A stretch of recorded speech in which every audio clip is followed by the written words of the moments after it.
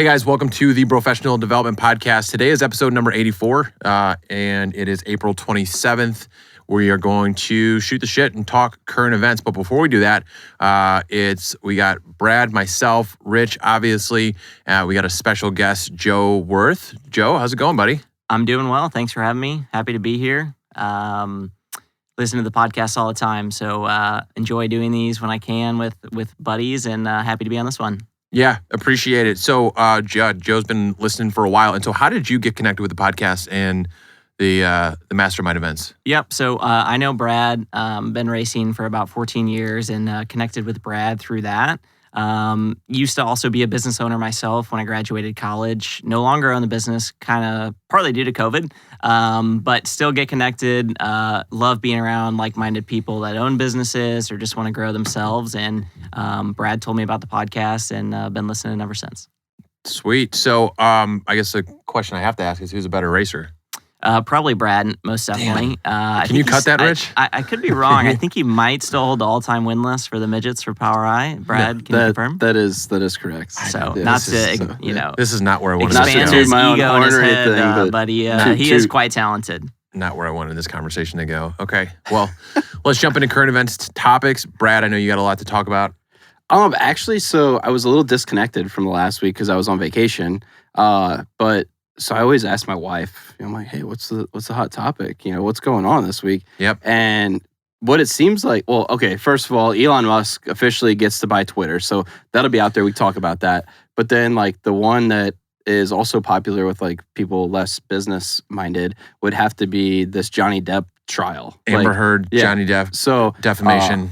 that was super interesting, and just some of the clips that have been pulled from that trial. And first, how weird is it that this was like such a public trial, but then there's other trials like the Maxwell trial that got literally no TV time at all, which was probably way bigger event that should be like televised in the world. But Johnny Depp's divorce trial or whatever the fuck it even was so popular. So essentially what they're saying is we didn't need to know about a trial that had to do with pedophilia and like all these rich people thinking that they can do whatever the fuck they want on Epstein Island. But we did need to know that Johnny Depp said that slippery whore I donated my jizz to for a while when he referenced his ex-wife. Yeah. And the fact that like she took a shit in his bed, like one of her friends took a shit in his bed because they were like mad at her. I'm like, this shit is fucking nuts. And it sounds like he's gonna like win the trial, basically. So her lawyer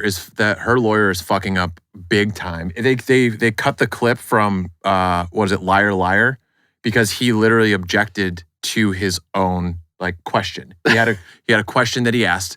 The doctor started answering the question. The doctor answered it in the wrong way, so he objected. And the judge is like, you asked the question. I feel so disconnected because I've certainly seen the tweets and stuff, but I'm like, I try to stay away from the drama, and I'm like, I could care less about this. But you got like a 1 minute overview of like, what is this trial? Yeah, so I just saw the stuff too, and I realistically, like I just clips and whatever. So I looked it up beforehand.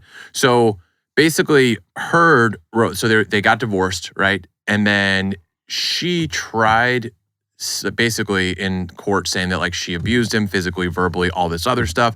And then they settled out of court, okay? Well, like years later, basically Heard writes this like op-ed for Washington Post that basically is like, I became a public figure representing domestic abuse. I left a full divorce of culture's wrath for women who speak out, yada, yada, yada. Not saying Johnny Depp's name, but everybody understanding who she's talking about. So Johnny Depp sued her for defamation and apparently defecation. So that's like my big take on it, I guess, or my understanding. Yeah, like I said, it doesn't interest me at all. My wife was like ate up on it, like watching like the live trial and shit like that. So like I had no interest in that. All right, so I just wanted to take a couple things on that, a couple takes on it. So here's what we do know about it. All right, so there are basically, because everybody automatically, I mean, it's understandable, right? With the history that men have in these situations, like everybody automatically assumes that the man is in the wrong. The pig. But yeah, and well, Johnny Depp has her like on audio, like some type of recording saying like, yeah, right. You're going to say that I abused you. I know I did this. I know I did that, but no one's ever going to listen to you. Like, who's going to believe a man? Who's going to believe a man? So she beat the shit out of him. She cut off the tip of his finger, right? Got him cut from the Warner Bros. Movies, and apparently like Pirates of the Caribbean. So basically like had to part ways for any other movies with them. I did see though that one of the movies he got cut from, he was supposed to get paid $10 million for, and he still got paid and didn't even have to be in the movie. I did see that. So he ended up okay on that whole deal. This sounds just like a movie. Right? Yeah. A lot of crazy ex-girlfriends. Yeah. So again, like it's and all signs are pointing to that like this chick is just fucked in terms of like whatever. Amber Heard, which I don't even really know exactly who she is, but like it is just kind of weird to me that it's like, damn, dude, like she fucked his career by saying this. Now, like they went through some text. You could tell that they were like, they had a little bit more of a dark humor. They were saying some pretty fucked up shit to each other, both back and forth. But it's like, yeah, just like she thought that she should say all this stuff and then decided to be a public figure on this, basically just to boost her own PR. Yeah. At the I guess risk of fuck him and him, I guess, in his whole whatever. I think it ended up working out for him though. Regardless, he's gonna be fine. Yeah. In the grand scheme of things. Yeah. So there are some funny clips on there. So all right. Oh, and then we'll lead into that with there was a rumor that she had a threesome. So there's a rumor that Amber Heard had a threesome with Elon Musk and Cara Delevingne. Interesting. So this is, so apparently she was fucking around on him, and then apparently like there's like video footage of them getting in her getting in an elevator with, who was it? James Franco. Okay. So apparently she fucked around, but Elon Musk, like, basically when called out on it on like a social media platform was basically just like, I think we should worry about other things. Yeah. More important things. So was that social media platform Twitter? It could have been or Truth. Or Truth. Yes. Yeah. Which, yes. So, like I was getting to Elon Musk, we talked about this a couple weeks ago off air at a dinner. When it first came out that he was trying to buy it, and then it sounded like there was some complications, like, there's a lot of stuff that needed to happen on the stakeholder side of things for it to actually go through. Then it looks like everything's golden, it's going to work out, and then they throw the poison pill in, which I had no clue what a poison pill was at all until I got the whole rundown of it, which was probably way over my head until I've watched a TikTok and got it like more street level for me. Give us that, because I don't even know. So a poison pill basically was something that was put in place in like the 80s. There was a lot of companies that were mismanaged, and people would come in and they would try and buy out businesses and basically overthrow them, essentially take over management and do everything how they saw fit. So what they started doing in the 80s is they had a stipulation put in called a poison pill that said if somebody comes in and they try and take a majority stake of the business, that what they can do is all the other shareholders can purchase stock for a set amount at a discount. So say 50% of the price, but the person who has majority stake cannot buy that.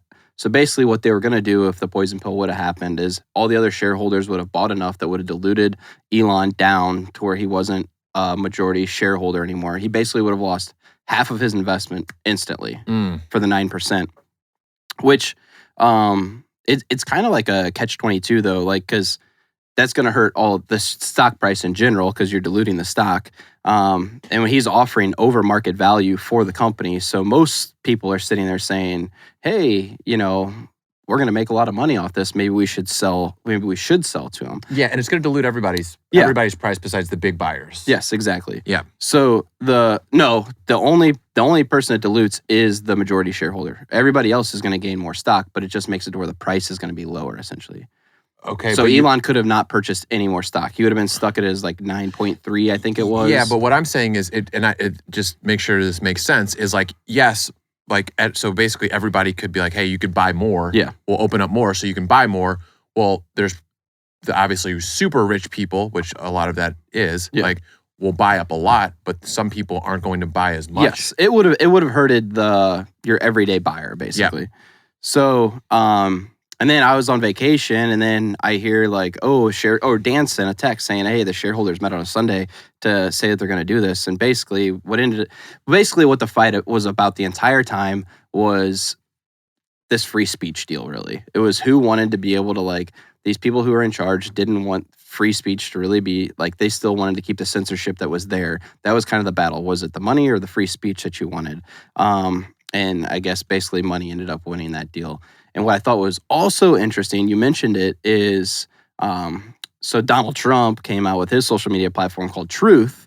They are actually number 1 in the App Store right now for I think Twitter's number 2. Twitter's number 2, Yeah, TikTok's number 5. I just pulled that up too on here. He said Truth Social, terrible name in parentheses, exists because Twitter censored free speech. Yeah. So that's what I thought was interesting. And he made that post today. So it was like basically saying like the only reason, I think he said they should call it Trumpet or something like that. So, I mean, me personally, dude, I think Elon's pretty awesome. Like, do I think he's like normal? Fuck no, he's not normal. Like, he's definitely a weird dude. He does things that are definitely more eccentric than most people. But I think like deep down, I think a lot of people look at him as like, he's like a, like a power hungry type guy, like a dictator type ish thing. And I actually think it's like the complete opposite. Like, I think he really wants people to have like, things are just supposed to be the way they're supposed to be, and that's it. I do. Like where it's like you could look at somebody like Trump. It's like Trump 100% wanted a divided house. It's like you're either this side, you're either with or you're against. It's like I truly believe that elite, and obviously, we'll find out, right? Who are we? But like he seems like a person that wants the best for everybody. So yeah, he bought it at $44 billion. That's $54.20 a share, and then interesting. I assume there was going to be some shakeup on this, but Tesla shares dropped more than 12%. And I assume some shakeup, like if that's going to happen. But that's just the highlight there is that market value can drop $125 billion in a day. Yeah.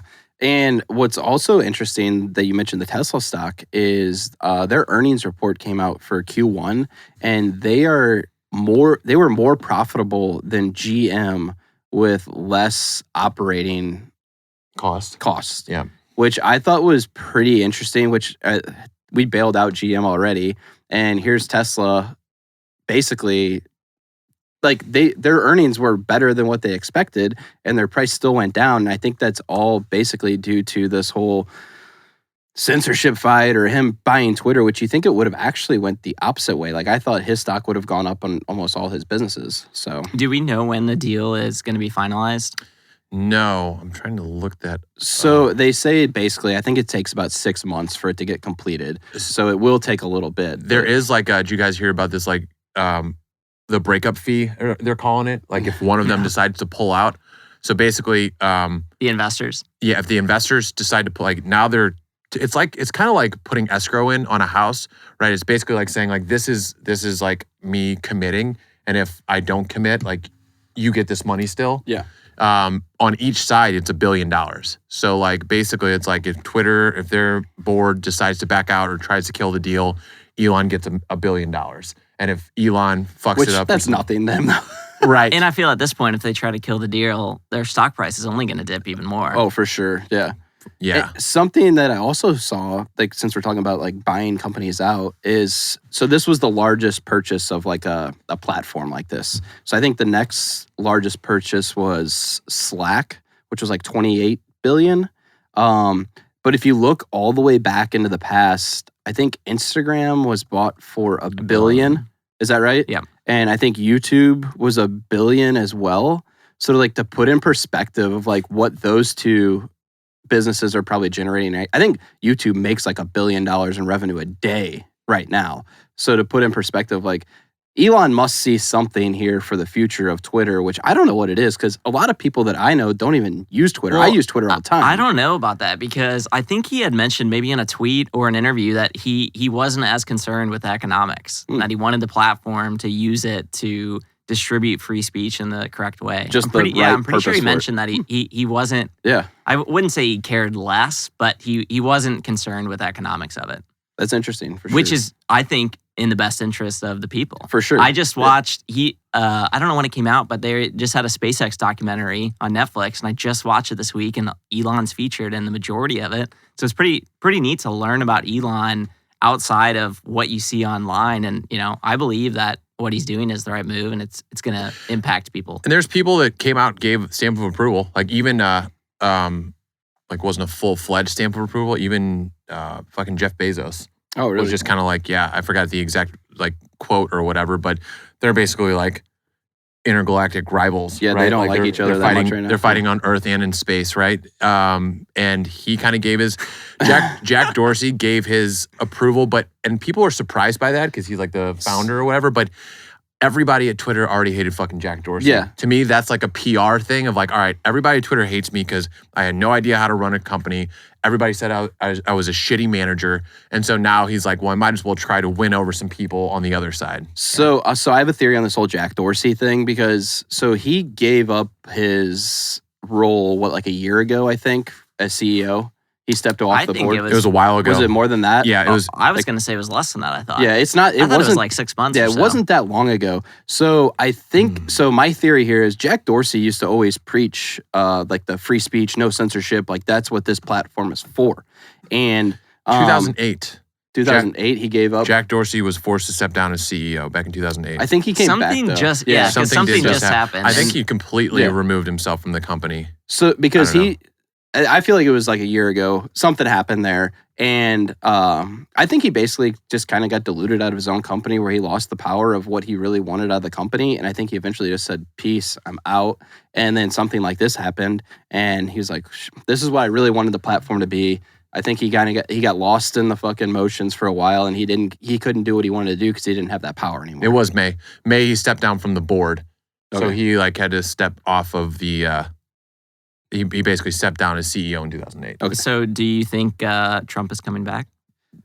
He said he's not. Yeah, he said he's not. Elon said he's not? No, Trump said he's not. Oh. But what was interesting... But that was before Elon? No, just after he bought it. He said he wasn't going to come back. He whatever you called it on Truth. I don't know what you call it, when you make a post. A truth? Is it just a truth? I don't know. I need to download it. I don't know. I haven't been on there. Yeah. But what was interesting is there was just... there was like a lot of people say they're shadow banned on Twitter. Yeah. So his son, Donald Trump Jr., he gained like 70,000 followers. 87,000. 87,000 followers in like 24 hours. Tucker Carlson, 62,000. Joe Rogan, 63,000. And these are all so it's tough to say because some people just say, well, this is a win for people that are a little bit more right-wing, right? So maybe people are joining the platform again, but what they're saying is that's not that many people. I mean, people join every day. That's a large percentage. But that's such a overwhelmingly large percentage of people that to join and then follow in one single day that it would be interesting if they could break that down too to show how many of those people joined that day and followed or were already somebody on Twitter. Right. Because that would answer that question. Well, right I know Elon also mentioned he was going to be looking into kind of like fake accounts and stuff because I think I saw today the New York Times has 50 million followers, but they only get 100 interactions a post or so. Wow. And I forget who tweeted that, but Elon replied that he thought that was suspicious and, accounts just like that he was going to look into. Yeah, because he said he wants to authenticate anybody who is a real person, which to me, I don't know what that means. Am I a real person? So do I get authenticated? Or is it So there's ways. So there's ways to do it. So they have them on as weird as it sounds, they have them on the dating apps because there's bots and shit on dating apps. Wouldn't know. So it's, hey, they're tricky. What can I say? No, but they'll do things where it's not show an ID or anything like that, but it'll send you a picture of something that you have to do, raise your hand like this or whatever it is, and then it sends back to kind of ensure that you're not a robot or I don't know, making the process harder because there's obviously a fuck ton of burner accounts. For sure. Yeah. So I have something kind of different that we don't normally talk about, but I know Joey is interested in it. So you were interested in NFTs. I could talk an hour about this all day. So we've been looking for somebody to give us the lowdown on the NFTs, and you were saying you were going off of the VeeFriends Series 2. Yeah, so which that would have just dropped, right? Yeah, just yesterday, Gary Vee's VeeFriends Series 2 dropped. So I've probably spent he always says you got to invest 50 hours of your time before you start talking about something. So I've spent the last 2 months every day in Discords, Twitter Spaces, things like that, learning about NFTs.